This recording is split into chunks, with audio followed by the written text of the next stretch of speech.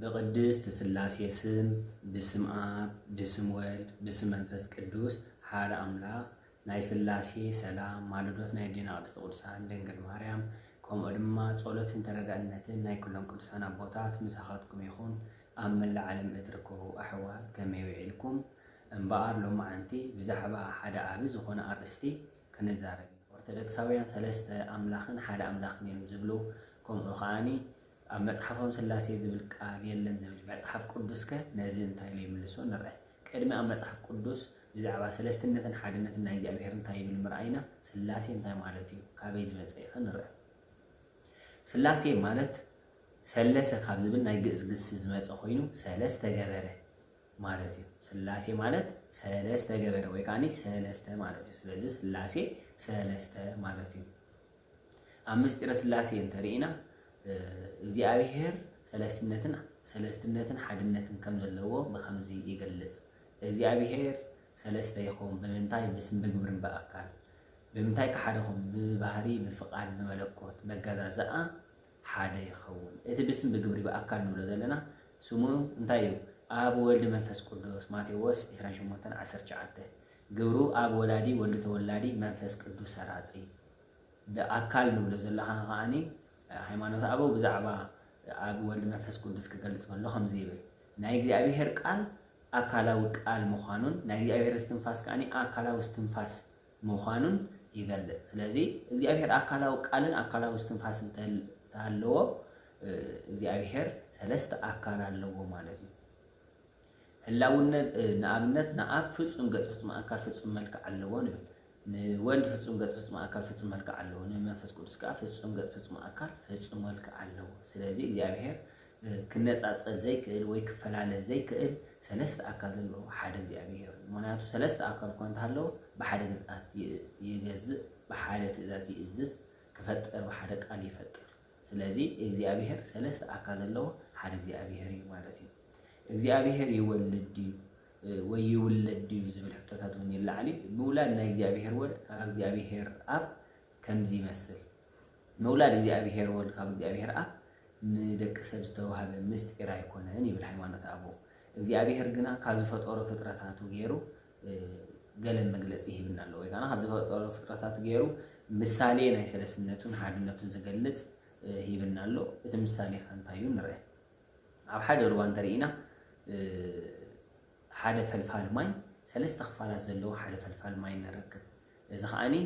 ዓይኒ ማይ ፈልፋሊ ፈለግ ወይ ካኒ ወሓዚ ተባሂሉ ሰለስተ ክፋል ወይ ከዓ ሰለስተ አካል ዘለዎ ንርኢ ዓይኒ ማይ ፈልፋሊ ፈለግ ወይ ከዓ ወሓዚ ኢልና ክንጽውዖ ንኽእል ኢና ሰለስተ ነገራት ኣለዎ ማለት እዩ ወይ ከዓ ሰለስተ ክፋላት ወይ ከዓ ሰለስተ አካላት ዘለዎ ግን ከዓ ሓንቲ ማይ ሰለስተ አካላት ወይ ሰለስተ ክፋላት ዘለዋ ግን ሓንቲ ማያ ስለዚ ሓንቲ ማይ ምዃና ማይ ኢልና ኢና ንጽውዓ ሓንቲ ማያ ኸኣኒ እታ ኣብታ ዓይኒ ማይ ዘላ ማያ እታ ትፍልፍል ዘላ ማያ እታ ትውሕዝ ዘላ ኸኣ ማያ ስለዚ እግዚአብሔር ሓደ ምዃኑ እዚ ነገር ይገልጽ ማለት እዩ ሰለስተ ምዃኑ ኸኣ እዛ ማይ ክትፈላለ ዘይትኽእል ዓይኒ ማይ ፈልፋል ፈለግ ኣለዋ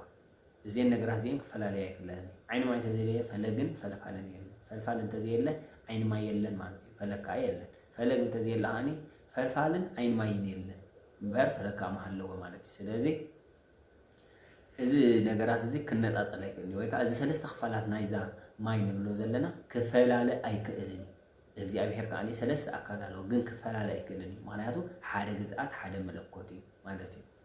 ስለዚ ቀፂልና ድማ መጽሓፍ ቅዱስ ብዛዕባ ሰለስትነትን ናይ እግዚአብሔር ሰለስትነትን ሓድነትን ናይ እግዚአብሔር እንታይ ይብል ክንርኢ ኢና ማለት እዩ ኣብ ዘፍጥረት ሓደ ካብ ፍቕዲ 26 ንርአ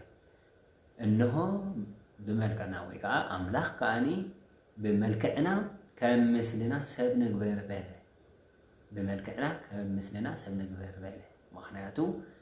نعرف فتصم قط فتصم أكل فتصم ملك علو نولد فتصم قط فتصم أكل فتصم ملك علو نمنفس كودس كات فتصم قط فتصم أكل فتصم ملك علو سلذي ثلاثة أكل نحر زعبير تلوزهم بحنت قال تزارب زعبير مستعني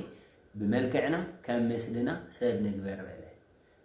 بحنت قال الناس تزارب جنا ناي سلس ناي بزحت جري تزارب نتاي بلا ناي بزحت يلو بملكنا بزبلا زراربا ناي بزحت جيرو تزارب እዚ ብመልክዕና ዘሎ ንአብ ንወልድ መንፈስ ቅዱስ ዝገልጽ ኮይኑ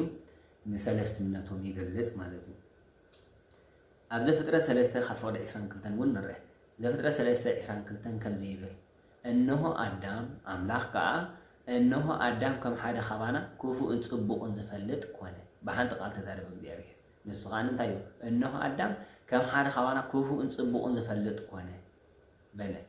ግና እነሆ አዳም ከም ሓደ ኸባና እዩ ዝብል ዘሎ ብሓንቲ ቃል ተዛሪቡ ግና ከም ሓደ ኸባና ይብል ኣሎ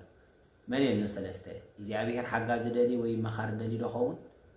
ኣይኮነን እግዚአብሔር ሰለስትነት ከም ዘለዎ ክገልጽ ከም ሓደ ኸባና በለ ሓደ ምዃኑ ክገልጽ ከዓ ብሓንቲ ቃል ተዛረበ ቀፂልና ንሪኦ ጥቕሲ ኣብ ዘፍጥረት ምዕራፍ 11 ካብ ፍቕዲ 5 ክሳብ 8 ዘሎ ሃይለ ቃል ኣብ ባቢሎን እቶም ኣብኣ ዝቕመጡ ዝነበሩ ሰባት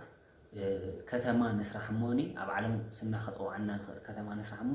ሰማይ ጠቀስ ዝኾነ ግንቢ ከዓ ንግበረሉ ተባሃሉ እሞ ምህናፆም ድማ ጀመሩ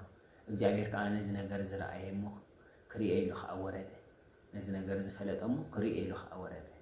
ከምዚ ከዓ በለ እነሆ እዚኦም ሓደ ዝቋንቆምን ሓደ ዝዓሌቶምን ሓደ ዝዘረብኦምን ሓደ ዓሌት እዮም ስለዚ ሓደ ዓሌት ካብ ኮኑ ነቲ ክቅንዎ ዝደልዩ ካብ ምግባር ከዓ ዝኽልክሎም የለን ስለዚ እንታይ በለ እግዚአብሔር ንዑ ንውረድ ቋንቆኦም ነደባልቕ እግዚአብሔር ብሓንቲ ቃል ተዛረበ እንታይ ዝብል ቃል ንዑ ንውረድ ቋንቆኦም ነደባልቕ ግናስካ ናይ ብዙሓት ገይሩ ከዓ ተዛረበ እንታይ ዝብል እቲ ናይ ብዙሓት ንዑ ንውረድ ብምባል ንአብ ንወልድ ንመንፈስ ቅዱስ ወይ ከዓ ሰለስትነት ናይ እግዚአብሔር ዝገልጽ ገይሩ ንዑ ንውረድ በለ ግን ብሓንቲ ቃል ተዛረበ ብሓንቲ ቃል ምዝራቡ ሓድነቱ ይገልጽ ሰብ ናይ ብዙሓት ሰባት ገይሩ ንዑ ንውረድ ብምባል ከዓ ንሰለስትነቱ ዝገልጽ ጠቕሲ እዩ ማለት እዩ ክብርን ምስጋናን ንስሉስ ቅዱስ ይኹን ንስላሴ አመስግኑ ንስላሴ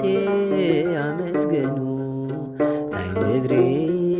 ፍጥረታት ዘምሩ እልል በሉ ንስላሴ አመስግኑ ንስላሴ አመስግኑ ናይ ምድሪ